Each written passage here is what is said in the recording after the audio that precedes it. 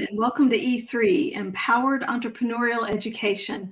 My name is Tori Wren Eubanks, and I'm with Renovate Business Solutions. I'm the virtual assistant expert of the group, helping entrepreneurs get back on track by taking care of all the administrative pieces of their business. So whether you're watching live or you're catching us on replay, we are so glad to have you tuning in with us today. Now, let me introduce to you the rest of our E3 experts that we have with us today. Today, we've got Marcy Amaro, our communication expert and self-leadership coach. Next, we have Christine Roberts-Kelly. She is our CEO of Intention Enterprises, and she supports new and established businesses with business coaching and consulting. And last, but certainly not least, our fearless leader, John Acosta, the owner of Highlight Reviews Directory and Soul Entertainment Arts. And let me just tell you, it is my absolute pleasure to welcome back Belinda Sandor to E3.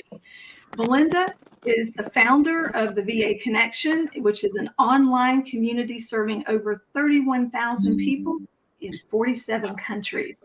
She coaches and mentors women to have their own successful businesses as virtual assistants. And it is my honor to have her back for the third time on E3, this time as a published author. So, thank you. Thanks, Tori. Oh, we're just so excited to have you back. Belinda's been working on a project for almost a year now, and she and the other ladies that are with us, as well as other co-authors, have been working on a book called Shine Your Light. And we are so excited that we have this group with us today because this book is about to launch in 8 days. Can you believe that? That is wonderful. It will be available for purchase on October the 17th. So, Belinda, we are so glad to have you here with us today. And if you would, could you just go around and introduce your fellow co-authors that you brought with you today? Absolutely. I want to introduce you to Joanne and Evelina and Debbie and Jill with the beautiful lighthouse behind her. It's been such a pleasure to get to dive into this book and read all of their amazing stories. So I'm excited for everyone else to be able to do that as well. Thank you. Well, tell us how this all came about, because there are 13 women who've come together to put this book together. So give me a little backstory on that, please, Belinda. Yeah, absolutely. So April Pertwee is the primary author. She has put this book together. It's part 3 of a 3-part series of books of inspiring stories by women. All of us were in April's universe. And when she told us about the 3rd book that was going to be available to be published, I think all of us jumped right on it right away. I know I did.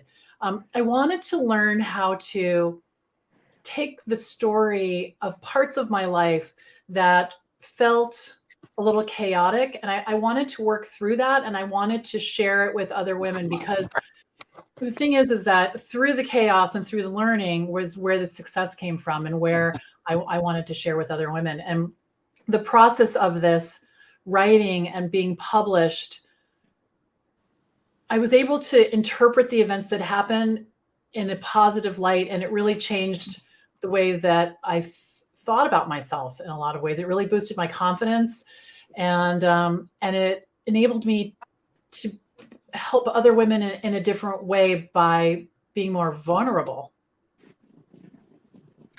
Is that a similar experience that the other ladies in the group has had as well? Debbie, was that an experience similar to that? Yes, I think that it was really hard to be vulnerable whenever you start sharing your story, because you're becoming very transparent, and especially for people who are very private and hold things very close to them, to just, really kind of put yourself on display in that way and share thoughts and things that your heart was feeling, it was challenging at times. and to be able to explain it and be worried about how you may be judged about what you thought or what you felt, and kind of get past that fear. Yeah, that would be something that would be very challenging to be able to do. Marcy, as our self-leadership coach, I know you've got to have something that you would love to ask these ladies about the challenges that they've gone through in writing this book. Oh, absolutely. Can you hear me okay? I've been having issues with my internet, so I lost you all for a second, but I'm back.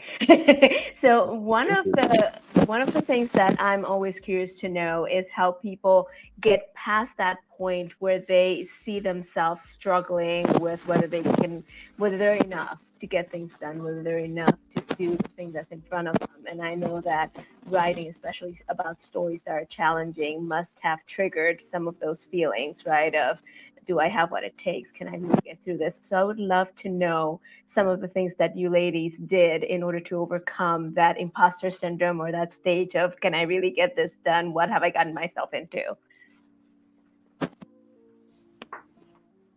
Anyone? I'll go first on that. I Yeah, I started can go. this project in the middle of tax season, and so I was really concerned about meeting deadlines and getting it all done because this tax season was just crazy this year and we had incredible growth. So that was really hard. So I would go into the office early and book out blocks of my morning in order to make sure that I was getting it all accomplished.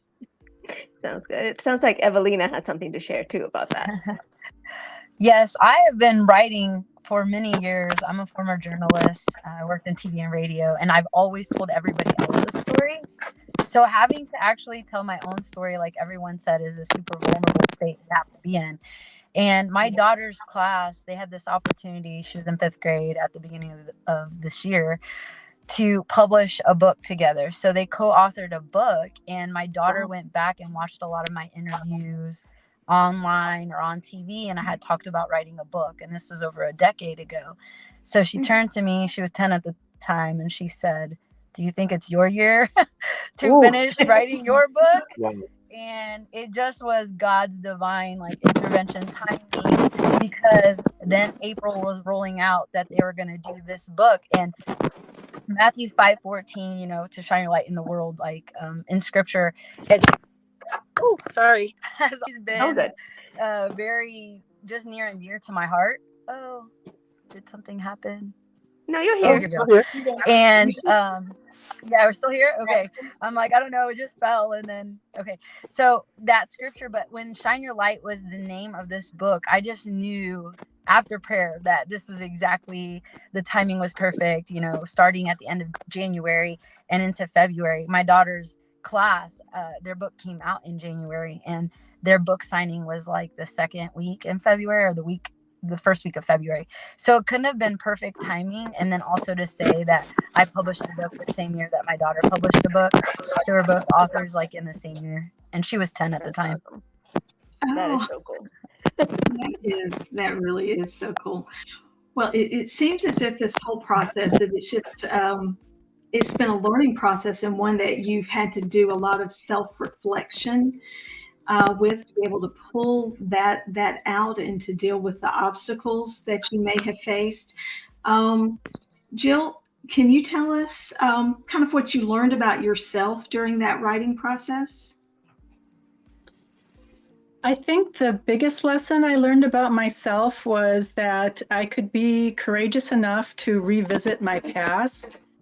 And, there was a little bit of reluctance at first on my part to kind of revisit and resurrect certain things in my past that I had kind of let go of, or maybe wanted to keep hidden. And as an introvert by nature, I was just a little reluctant to do that. But at the same time, the Shine Your Light title was kind of an invitation to maybe, get beyond that. And I think that's what originally attracted me to the project, was okay, I'm going to step forward and shine my light and be courageous and do something that I hadn't done before, and take that risk of looking back and then sharing that story, because I'm a pretty private person by nature, you know, and the first part of our process where we had to share a copy of our story with get some peer feedback was really good validation for me that I was doing the right thing. Yeah, that's talking about the courage that it takes to be able to dive deep into those things that you may have in the past that you've dealt with. That takes a lot of courage. And it seems, so far we're seeing that in this conversation, that the title of Shine Your Light is something that really resonated with all of you. And Joanne, I see you shaking your head. How did that title resonate with you to make you want to be a part of this project? I just, like one of the other authors mentioned previously, just the title alone was like, yes, this is it. This is something I want to be involved in.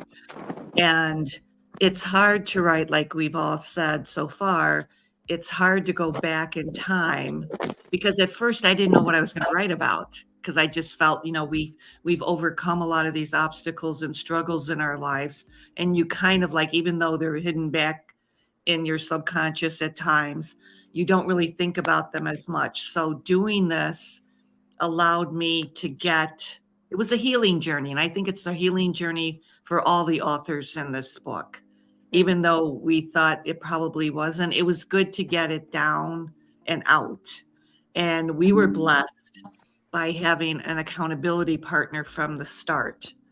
And that's what really helped me. And I can't say enough about all the women authors in this book, because each one is amazing in her own right. So I'm really happy to be a part of this. And I can't tell you how many times now I smile when I'm reading or looking on TV or something, and they'll say the word shine, or else they'll say shine your light. So it's now you're always aware of that word those words when you see them all the time, and it's everywhere. So happy to be a part of this. That is so good. That being able to have that accountability partner that you were talking about, and supportive group of women. Let's talk about the accountability aspect of this. I mean, all of you came together. You're depending on each other. How did that work? Having so many of you coming together and writing your different chapters and coordinating all of this.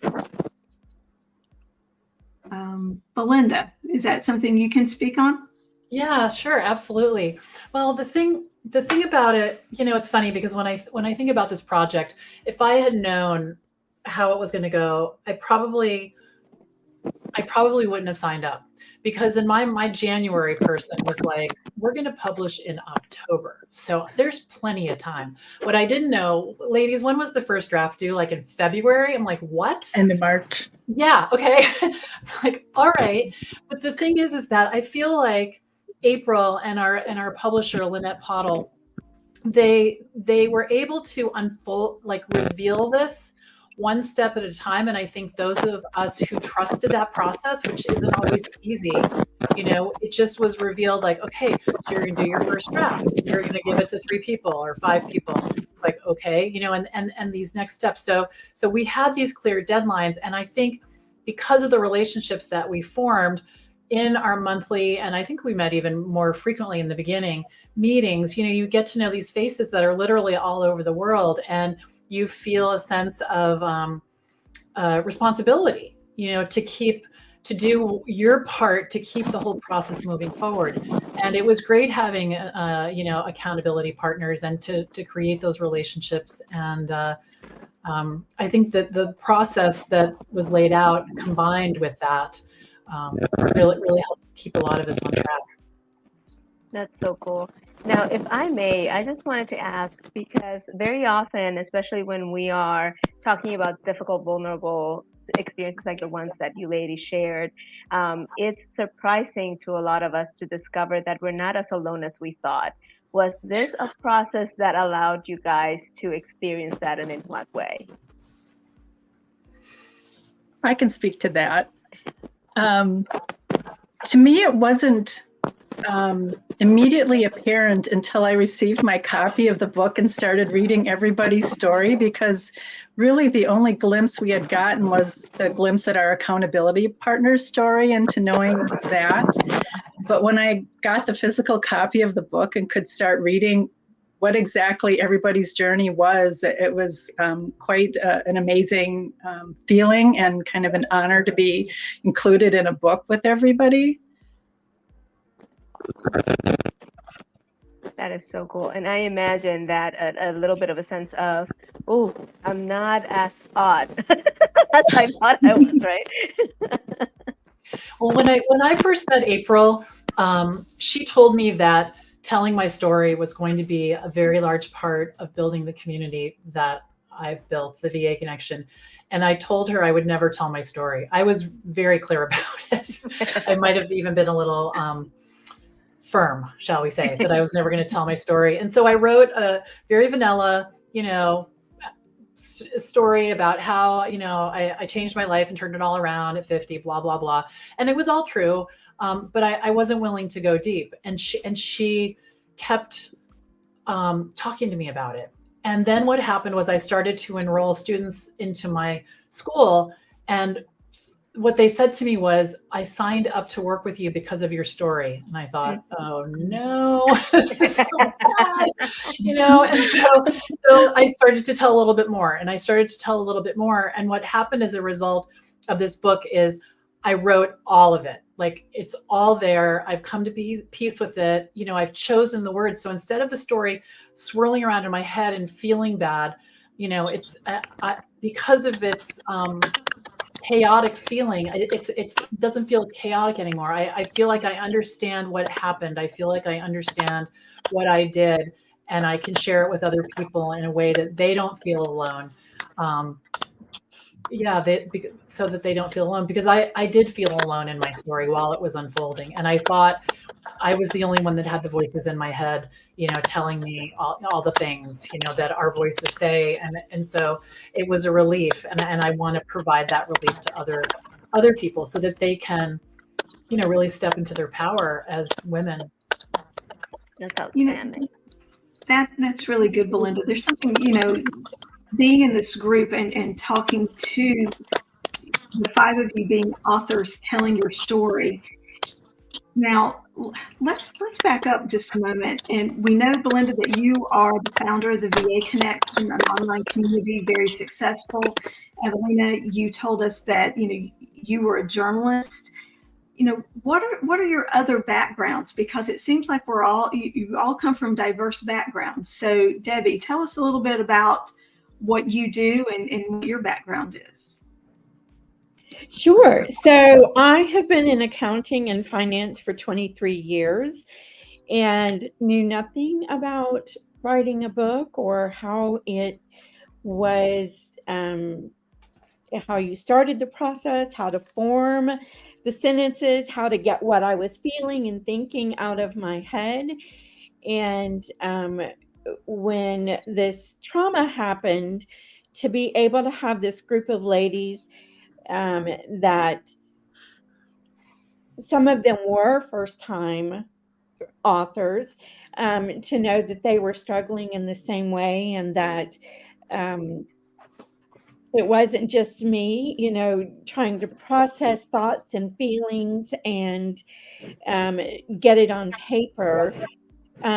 Words are very different than numbers, which is why I don't like algebra, because I don't think numbers and letters should go together. So, it was a very unique process for me. And we just had a great group of coaches and people that kind of held our hands and guided us and led us and supported us in gentle and loving ways to get into the end result. That's great. Jill, what is your background? So now we've got the VA connection, a journalist. We have Debbie in finance, and I see the lovely lighthouse behind you. Tell us a little bit about who you are and how this process has impacted you. Sure. My background actually is in healthcare. I was a hospital pharmacist for 32 years. I worked primarily in oncology, inpatient oncology, for 23 of those 32 years, and retired from my hospital pharmacy career in 2020 to move from Wisconsin to Michigan to take on the role of being head lighthouse keeper at an offshore lighthouse. So I kind of made, I kind of made a really unique jump. And totally, if you ask my friends, they would have said and would say that it took them totally by surprise, even took myself by surprise, because I was very much a creature of habit and expectation, and decided that, I did not have to continue to be a pharmacist until into my 60s, that I could actually pivot and take on a new role and a new challenge and a new adventure, because that's what I was looking for. I had become an empty nester. I had gone through divorce years earlier, and now it was time for me to forge a new path. And that included writing a book, and the title Shine Your Light couldn't have been more appropriate for somebody who spends a good chunk of her time on a lighthouse. So that all worked out really great. I got to tell you, Jill, I'm jealous. Lighthouses are my thing. I travel all over the place looking for lighthouses. So I'm jealous. I might come visit you at some point. Please. Marcy, we're planning a field trip really soon. Yes, I think we need to. Joanne, can you give us a little bit of your background?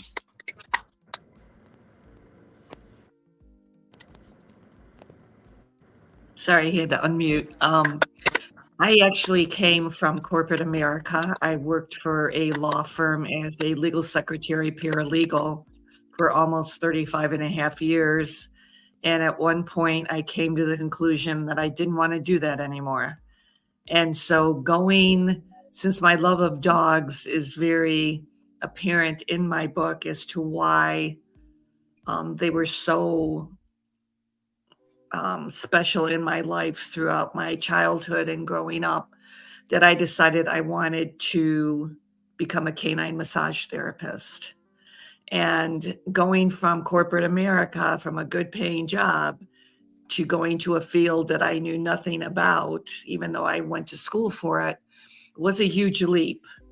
But it was something that I said, I'm done. I really want to do that. And so in April of 2014, I left corporate America and never looked back. So that's a little bit of my background.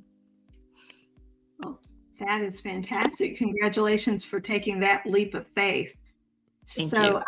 I can tell from the conversations we've had in the past on E3, working with entrepreneurs and wanting to help entrepreneurs, we see that right here in this group with all of you being so diverse with all of your different careers and the way your life was.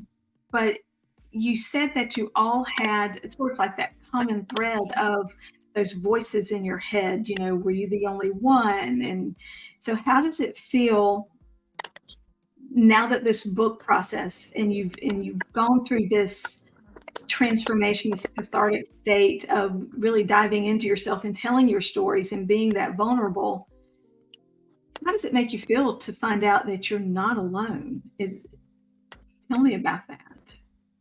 Yeah, Joanne. I have to say, like Jill mentioned, that she's an introvert. Basically, I am too.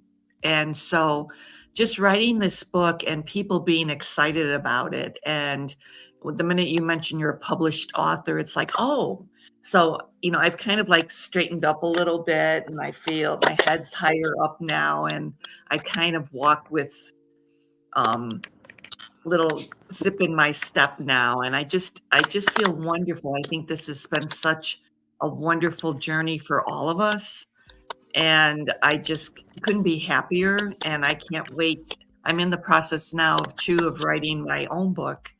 And I probably would never have done it had I not taken this step with all these other wonderful ladies.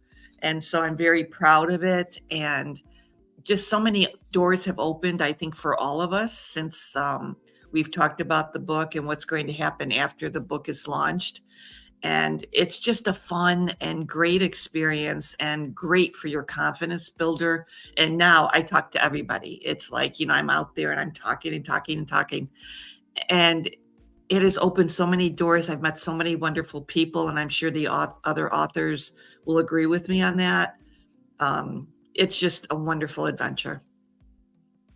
Oh, that is so good. Oh, and that was one of the things that I also wanted to touch on was, what does it feel like to be a published author? Joanne, I think you just you put those words of confidence in that. You said you hold your head up higher. Who else feels the same way? And would you like to share, kind of how you're going to carry yourself going forward now that you have that title of published author? I am now an Oh, go ahead, Evelina. I was just going to jump in. I'm an educator now, and I'm a certified empowerment life coach for youth and women, as well as an inspirational speaker. And for me, one of the last things to close the circle was to be an author, because obviously, we're asked to speak in a lot of places, and it really helps to back up your expertise. And I had been asked for over a decade, when I was going to write a story or when I was going to publish a book. I've been asked this several times, but I never felt it was time. I felt like God was still writing the chapters. And I mean, there is no perfect time, better is done than perfect. But just with my daughter's class and my students in class, their encouragement, and all the mentors around me, the Light Beamers community, all these authors, the time was now. And so just getting to be able to say, hey, we're an author, and yes, we had to be vulnerable and we had to put our story out there, but it just feels so complete. Finally we have arrived, we're here, and we're in the 3% in the world actually that have dreamt of writing a book, but we actually did it. That is such a great accomplishment. I didn't realize that figure, 3%. I mean, so many people want to write a book, they plan on writing a book, but you ladies are in that 3% that have actually done it. So that is fantastic. Christine, I know I've been talking, asking lots of questions. I know you've got to have a question. Is there something you would like to ask these ladies? I do. I want to know from the ladies. So after you've written your story and reread it, was there something that said, "Oh wow," that gave you an aha moment on the second read of your story once you saw it published, or was there something that shocked you or challenged you, or anything in that arena? I can jump in. Actually, the opposite happened. I calmed down. So I got the books, I got the book, and I sat down and I looked at it and I read my story and I thought, that's what happened. That's what happened. And I felt, and I read it again the next day, just because I was so happy with how settled I felt with it. Because, what everyone's been talking about is how you have to look back, and you have to remember what happened when I was in third grade, what happened, when I decided to get divorced in that moment. And what was really healing for me was with each iteration, and I don't know how many there were, but I kept them all because I wanted to keep the history of this unfolding. But the last iteration of the story was going through and literally looking at every word. Did I feel exhausted, or was I just tired? What, was I anxious, or was I worried? And just going through and with my emotions and validating it. And we had enough time and enough opportunities and enough editorial help and, you know, all of the things that I think we all had an opportunity to do that. So when I learned a lot along the way, for sure. But when I read it in the book, I really felt at peace and settled and like, okay, this is my story.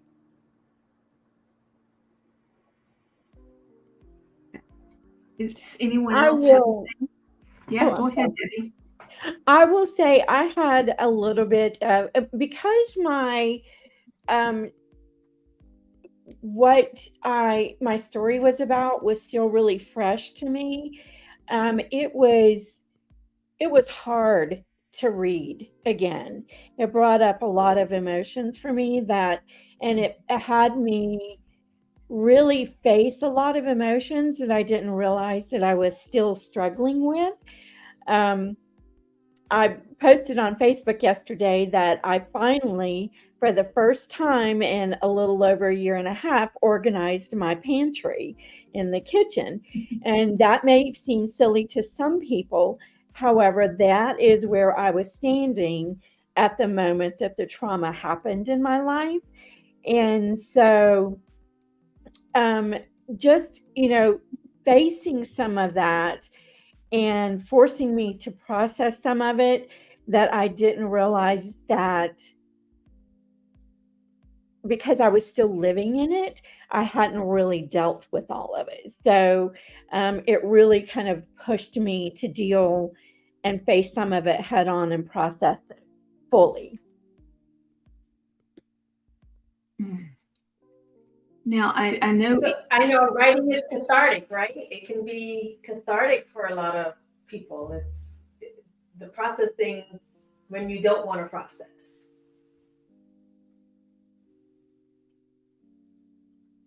Yeah. Did anyone else like to share sort of what they were going through and maybe I know we want everyone to read the book, but would anyone like to take a moment and share a bit about their story? I'll jump in again. If no one else is going to Okay. go, I'll jump in. I'll just say that the major incident that I talk about happened 14 years ago. So having to relive all of that and walk through those emotions, interview the people around me because I wasn't conscious for most of it, it was really hard. It was really hard because in the last 10 years, so much has happened.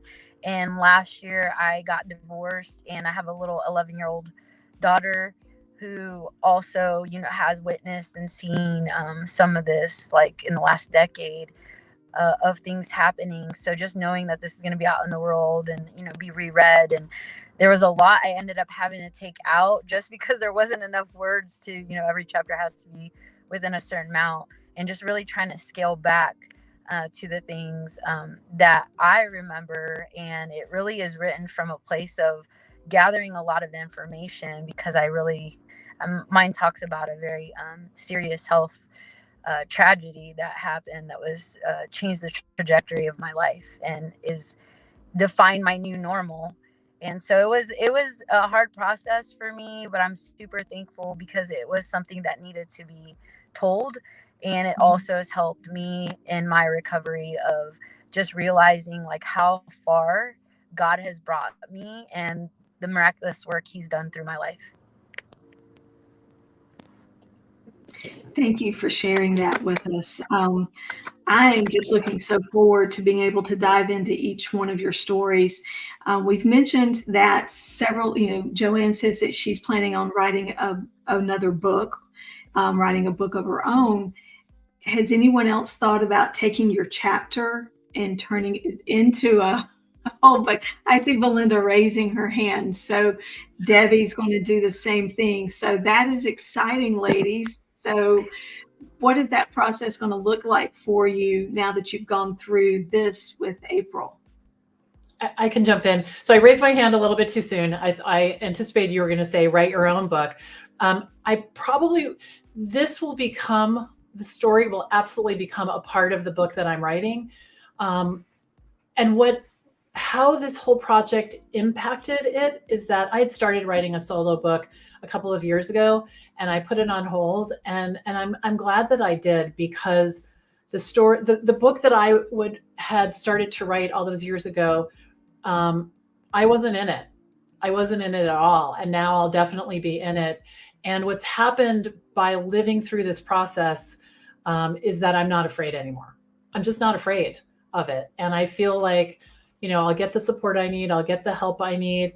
But I can walk through hard things. I trust my thought process more now. And I think at some point, after you reveal a certain amount and you realize you're safe, there's just nothing to worry about. I think Jill had something to say before. Like I saw her start and stop. Yeah, I would love to write a children's lighthouse book, is one thing I've discovered. But I also am accumulating a lot of different stories and observations, perhaps from just my time spent out at the lighthouse, and things that I'm learning and dots that I'm connecting about lighthouse life. I spend a lot of time now telling the story of the lighthouse. And, the lighthouse is over 100 years old, and there's lots of stories to unearth. But I'm also learning that there's stories about myself that there are to unearth too. And there may be another weaving connection there. But just actually learning the craft of writing the book has been invaluable, really, to take that next step and maybe attempt a children's book and maybe attempt some of these other ideas. And maybe these ideas won't necessarily make a book, but I'll need to find the appropriate platform to share them in. But I'm excited to write, and I'm excited to learn more about the craft of writing and create a discipline of writing also. That's wonderful. We look forward to that. Evelina?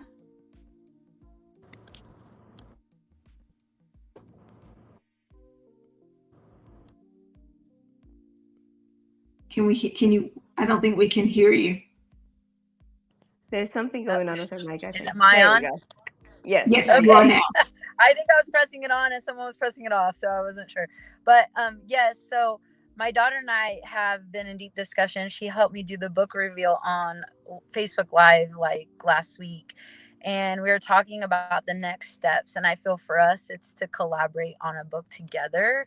So we'll be doing a mother-daughter book, and it will be for a younger audience as well. And so I'm on the same page, Jill, children's books. So that's probably where we're going to go next. And hopefully I'll be able to talk about, after the incident that's written in the Shine Your Light book, I'll be able to talk about and piece together the last 13, 14 years that happened since that incident. That will be really good. And isn't it great that you and Jill have connected through this? And something tells me you two could turn into accountability partners for this as well. So that would be great. Now, Debbie, are you planning on writing a book of your own? I am. We were not, whenever I did this chapter, we are still going through the process so that journey is not finished for us. And so I do think that whenever that journey is complete, that I'd like to go back and finish the story that I started there, so that maybe if for no one else, but just for me, to go through the process and kind of put closure to it, since we are still kind of walking through that journey. So, yes, Christine. I would love to ask Debbie, because we're the numbers people. How did you tap into your creativity to be able to string the words together to tell the story, or was it just waiting to be told? I really think that was having coaches and people that really kind of pulled that out of me in pieces and helped me kind of focus and create it. Because I am a numbers person, and I think very analytical and logical, and I really had not dealt with a lot of the deep emotions around this trauma that happened. I was just getting through. And so when I started to write that story, I was really having to pull out a lot of things. And it really was about having the right coaches, I think, that supported me in getting that, just pulling that out.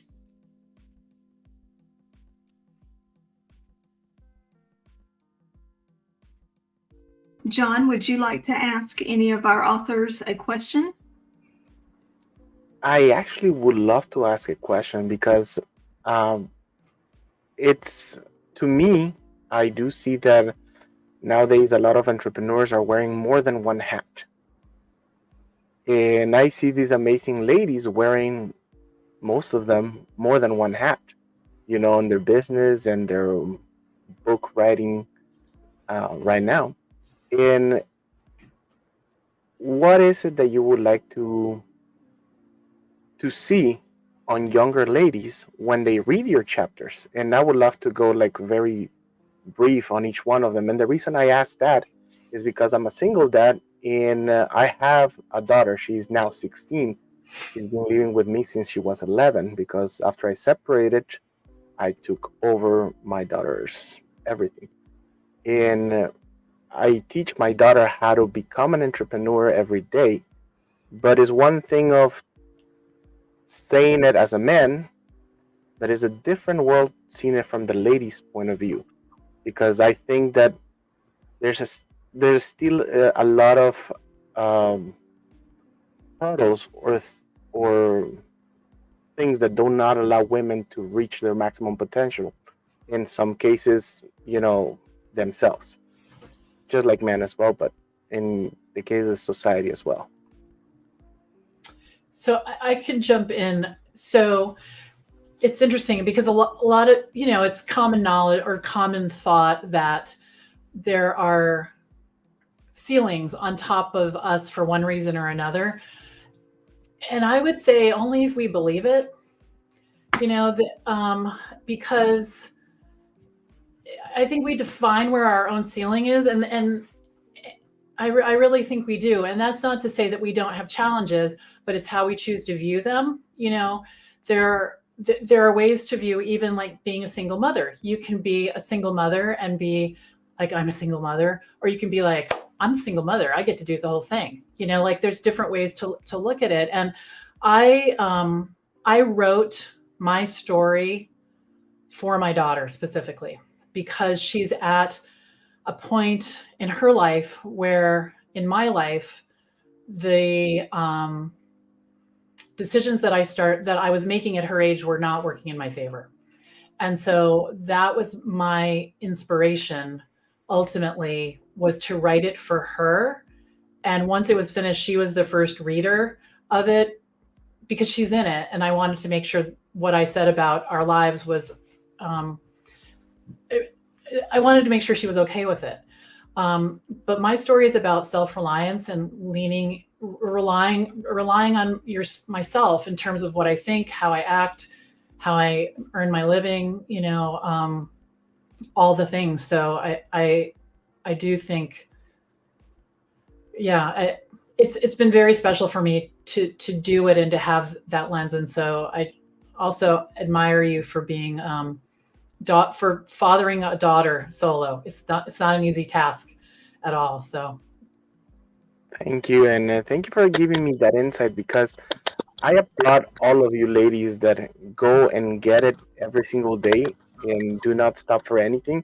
And that's the same thing that I try to instill in my daughter.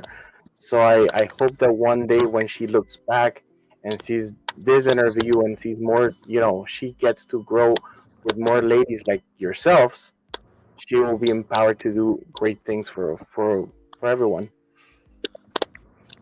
And I just want to. I love that. And I will just piggyback on that. One of my favorite sayings, and I always tell it to my children and grandchildren, is that just because you haven't done it before doesn't mean that you can't do it. Anything that you set your mind to, you can do it. So it really is, like Belinda said, having that I can do it attitude. And then just getting out there and trying. Evelyn? I Yeah, work and with a we lot have of youth. Yeah, I work with a lot of youth every day. I mean, I'm an educator in the classroom as well. I teach life skills, entrepreneurship for students, Spanish, PE. I do it part-time on top of everything else that I do. And I'm also raising a daughter who's 11 right now. And honestly, it is, continually speaking life into them and having them surrounded by people that will continue to empower them. We have this amazing Light Beamers community that we're super grateful for. And that's April, who is the head of Light Beamers, that created this opportunity for us to be able to find our voice. But I work really hard as an educator to help young ladies who are going through their own tragedies and traumas to really find their voice so that they have it now, because it took some of us to be in our 40s, 50s, 60s to finally figure out, like, oh, what we say matters, and that our story, and by sharing our story, is a survival guide for someone else. Like, someone else is waiting for your story. And I think if young people realize, like, all the tools that we have in our tool belt at a very young age, and they're able to use that, and they're put around mentors and good friends who are continuing going to pour into them and raise them up, and great single dads and great single moms and parents together, and grandparents, if they all speak life into these children, they'll be able to accomplish anything. Because these days, I mean, if there's a will, there's a way, and they can make it happen.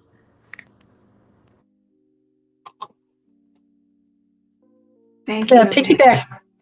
To piggyback onto that, I want to say that throughout my life, I've had these amazing women mentors that just happened to show up wherever I landed, in pharmacy, and even my very first mentor as a female lighthouse keeper, and they were like lighthouses to me. They were showing me the way. They were modeling, the behavior, the actions, and helping me develop my own self-image. And even though my story talks about how I self-silenced myself early on, I still had very strong, like, women mentors that, like, pulled the best out of me. And then it was my job to work on my self-image and my attitude, and in collaboration with strong women role models, really helped make the difference in my life.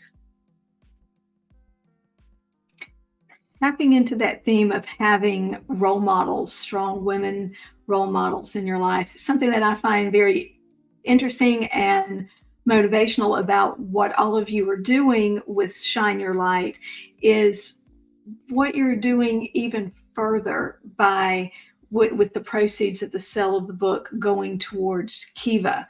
Can someone tell us a little bit about what Kiva is and what that's all about and how that's helpful?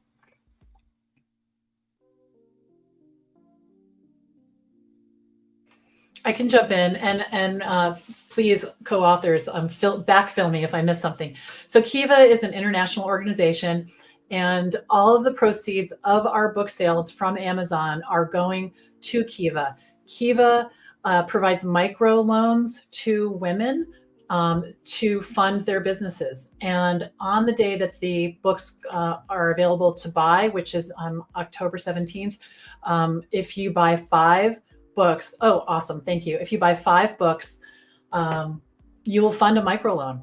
So we're very proud of this and happy to be a part of it. And for me, it makes it even more special to be able to provide opportunities for other women. So it's just like this big delicious round circle, where it's like, I get to tell my story, I get to help other women be entrepreneurs, and I get to hopefully, with my co-authors, inspire other women to step into their own light. Very good. Now, as we are kind of coming to the end of our time together today, I'd really like for us to be able to kind of go around and tell our audience where we can find this wonderful book. And if you're having any book signings in your areas, we're streaming live across the nation. So if you are living near any of these authors, I encourage you to go out and attend their book signings. So anyone have that schedule you can share with us? I do. So we are going to have a book signing. I have my little post-it here with my information. We're going to have a book signing on the 24th in Dallas. It's at the Mercat Bistro, which is at 2501 North Harwood Street. You do need to purchase a ticket beforehand. It's going to be on a beautiful sort of like patio out back with all these cool lights. I was looking online, really excited. And I will be there, and my husband will be there as well, and many of my co-authors. So we'd like to have you, love to have you come. Oops. So please reach out to one of us or to Tori if you'd like a ticket, and I will provide you with the link. Thank you, Belinda. Any other book signings that we have coming up? Evelina had raised her hand. I don't know. I think here we go. Debbie? I know that they're having one in Houston, and I feel that the details are still in the works, but I believe it's like November 17th or 18th. But that will be posted more on Light Beamers as well as our individual pages on Facebook, so you can get that information. And I'm not sure if the East Coast is going to do something or somewhere else, but Dallas and Houston are the ones that are for sure happening. I'm working on it. Excellent. Well, when you get those details, share them with us, and we'll certainly post them in our Facebook group as well. So thank you for that.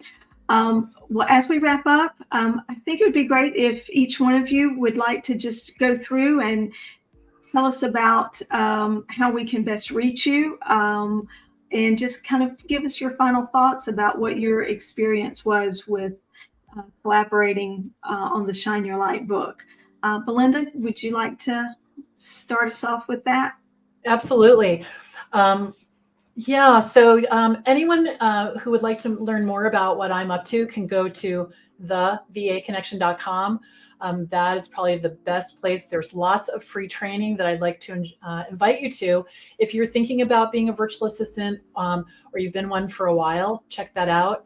I want to thank my fellow co-authors. I wasn't ready to write a book on my own, and I feel like they were all scaffolding to me, supporting me as I took this journey, and now I'm excited to. We're like connected forever, right? We have like an ISBN number. Okay, we're in the Library of Congress, right? So that's thrilling for me, and I hope if people are in the Dallas area, you'll come on over and say hello. Evelina?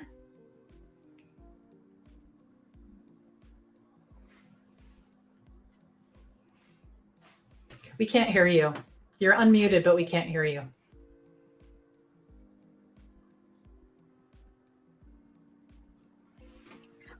While she works with the sound, we'll go on to Joanne. Joanne, could you tell us how we can reach out to you with your business? You can reach me on my Facebook page, which is Feel So Good, the letter K, the number 9, Massage LLC. And I post there quite frequently, and that's how they can reach me. Great. Jill, how are you going to keep us updated on this wonderful lighthouse? So our Facebook page is White Shoal Lighthouse Preservation, Historical Preservation Society. You can find us there. You can find me on Facebook just under my name. Feel free to follow our story. We update it with stories ongoing. We're almost closed out for the season, but we still plan on connecting with our audience until we open up again next summer. We always have really interesting stories, and we have some contests going on. So we hope we'll have some new followers. I am absolutely positive you will. Yes. Evelina, do you have your sound back?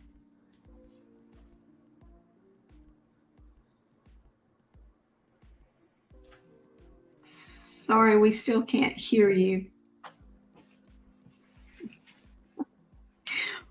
We'll come back to you one more time before we close out. Debbie, how can we reach you after this episode ends?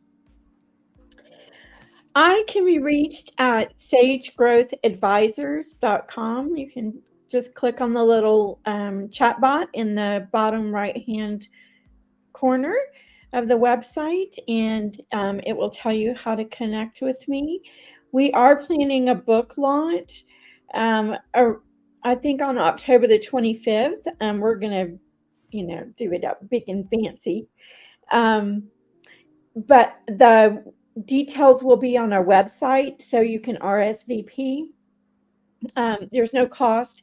It's just an RSVP, so we can know how much food that we need to bring in, because we're going to cater some really good food. And it has just been such an honor to be connected with these amazing women. So to share the stories and the voices, I would just say I'm so honored. Thank you so much for sharing. I think Evelina stepped out.